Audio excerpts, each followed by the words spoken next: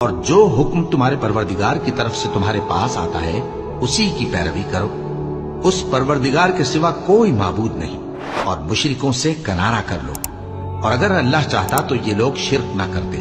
اور اے پیغمبر، ہم نے تم کو ان پر نگہبان مقرر نہیں کیا اور نہ تم ان کے داروغہ ہو. اور جن لوگوں کو یہ مشرک اللہ کے سوا پکارتے ہیں ان کو برا نہ کہنا کہ یہ بھی کہیں اللہ کو بے ادبی سے بے سمجھے برا نہ کہہ بیٹھے.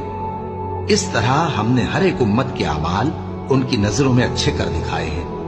پھر ان کو اپنے پروردگار کی طرف لوٹ کر جانا ہے، تب وہ ان کو بتائے گا کہ وہ کیا کیا کیا کرتے تھے. اور یہ لوگ اللہ کی سخت سخت قسمیں کھاتے ہیں کہ اگر ان کے پاس کوئی نشانی آئے تو اس پر ضرور ایمان لے آئیں گے. کہہ دو کہ نشانیاں تو سب اللہ ہی کے پاس ہیں. اور مومنوں، تمہیں کیا معلوم ہے، یہ تو ایسے بدبخت ہیں کہ ان کے پاس نشانیاں آ بھی جائیں تب بھی ایمان نہ لائیں.